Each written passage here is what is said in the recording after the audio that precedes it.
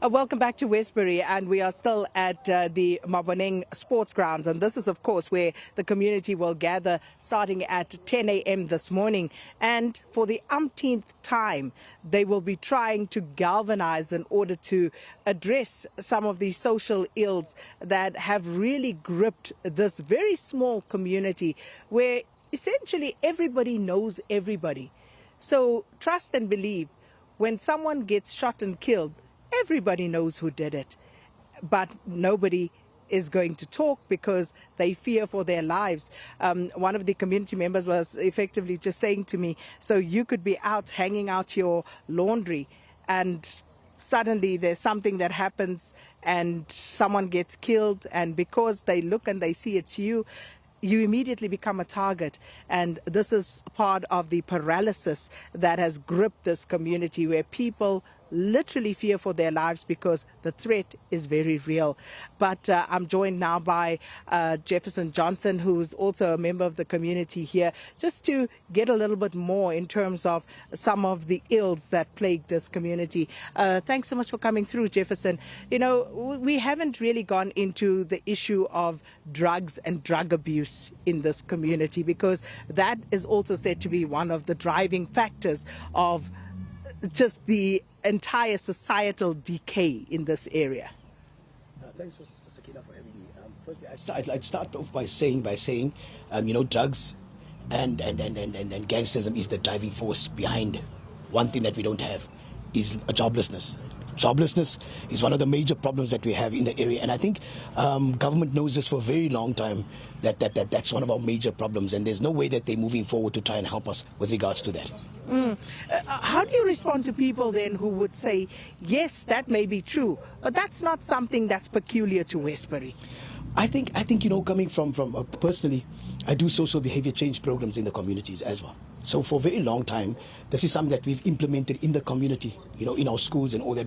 But based on where our problem lies currently, I think it's a more holistic attack to what we need to do to try and curb what we call drugs and curb gangsterism. Because I was saying, if the president could have been wise with regards to deploying SANDF to the area, he should have actually thought a bit different to say that, listen, go and get those young boys on the street and take them to the SANDF for them to do this kind of job, So it's a very tricky question though, because I would still feel that there's a lot that we can give as a community as opposed to what people are giving us, because everybody knows us as a drug infested and then also as a gangster infected area. So part of the problem is, of course, the proliferation of guns. Absolutely. In this area. But they may have the guns, these youngsters, but it is the ammunition that they will need in order to make those weapons effective. Surely that is another problem that the community needs to attack. Absolutely. Because who is supplying the guns, one, but two, the ammunition? I always think much further than this, because ammunition is something that you can get where you can't just buy it anyway. You understand? So it must come from authority side. That's what I would say. It comes from people that's standing in authority currently. And of course, with that said, this area, you have, as we look to our left here, you have JMPD headquarters, you have the Sophia Town Police Station right here. You seem to have some law enforcement authorities right on your doorstep.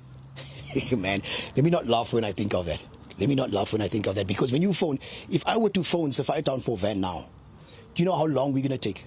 Anti-gang would act much faster as opposed to Sophia Town. And moreover, at the very same time, if your case is at Sophia Town, it is a problem. It is a problem. Moreover, let me say, Sakina, let me just think, for me standing here, I would think it's not only the police, it's not only JMPD, it's not only whatever authorities, it's us as the community as well that can make a difference. So firstly, I would like to say, perhaps if we try something completely different, because you have a young boy that is hurting, that lost their father or the brother. You have a young girl. They've never had that. They never had that. But I'm speaking of the killings at this current moment. So what I'm saying is that you have all these kids from grade 1 right up to grade 10 that is sitting with a whole lot of anger because my brother or my uncle or my dad has been killed. You have a mother at home that obviously encourages people to say that, listen, that is a killer, that is the one that killed your father or your brother, whoever. And so all these people are angry at the very same time. How do we attack it? How do we attack? So we need a complete, holistic approach to the community at large, where we'd be able to attack everybody at the same time to make a difference. We've also now been joined by Leanne Pullenbach. Thanks so much for coming through, Leanne. And we've been crying for a woman's voice, albeit from the clergy. It's fine. But, we want to bring the women and mothers into this conversation, because some would say the answer, the solution lies right there in the first instance. Good morning to you. Good morning, everybody. Yes, the answer and the solution, I would say yes, lies in the mothers. Us mothers, us parents. But what have we been doing? We've been getting up.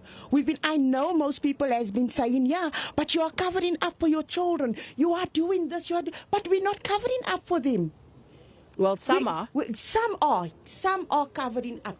I would say 60% would be covering up for them, but then you leave to the other 40%. We as clergy has been praying. We have been doing prayer walks. We have been fighting the faith, but faith without works is dead. So now we also need the works to come in. We have been to SABC. We have been to other organizations to say, come in and help. Our people are down. Our mothers are down. We are crying out over here for our families, but we're getting no support. You can find, and you just mentioned now about SABC. We have a bottle store that is broken in. They're breaking in, but you go over to SABC and they tell you, please wait for a van. I mean, you're right opposite the police station. We go in over there, we say, please, we need assistance. Oh, what is it? Oh, Gandhi light, just go. It's like nobody's taking notice of us. Where do we have to get to? So from my side, we have been doing this. We've been doing prayer walks. We've been running around with the community. We have been filling in the gaps that government should be doing. When you hear about the xenophobia now, we can spend billions on just remove, but can we not spend something and invest in our communities? Let us work together.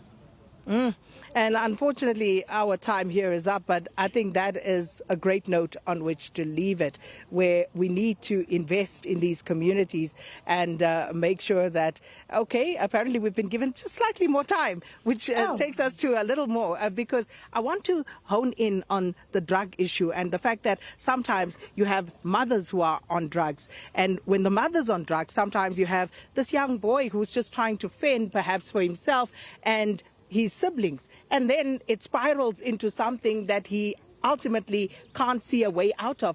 That, of course, is also a problem. How are we assisting? How are we helping those mothers, and of course, those young boys, trying to divert them even before the problem starts?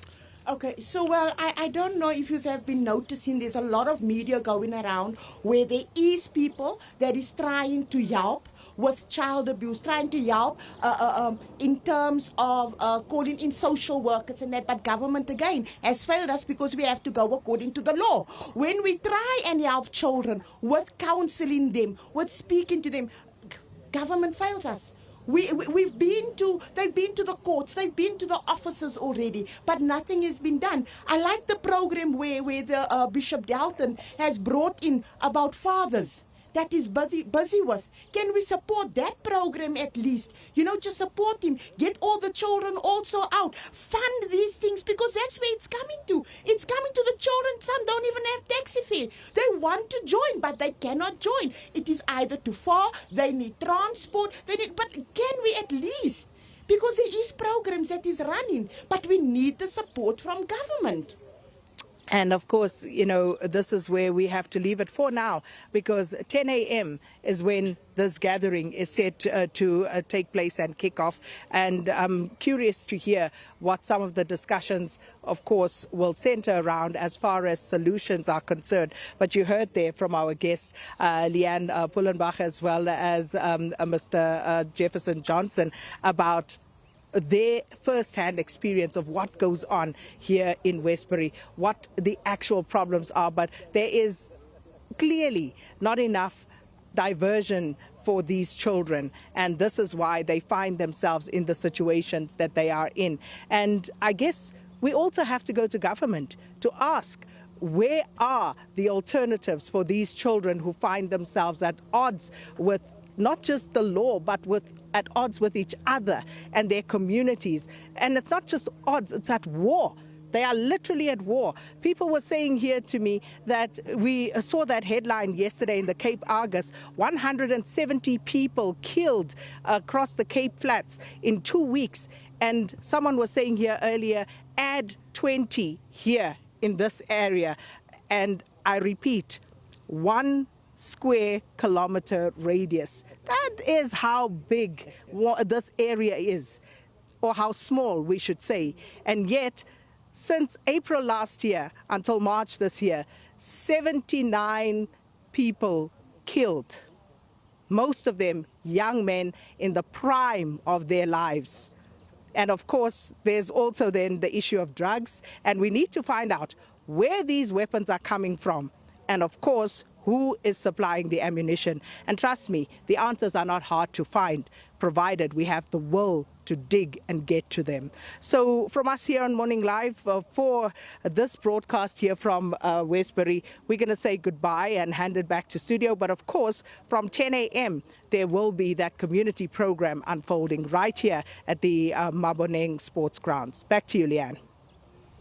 Thanks very much, Sakina, and a much-needed spotlight being shone on this. And I do hope that there are, you know, some conclusions that can come out of it, because I think we're just such a far way from finding any solution to the situation.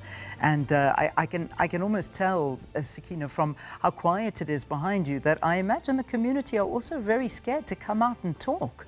And that is something that is really worrying, because the moment you're scared to come out and actually address it, that's when you know that there's big trouble.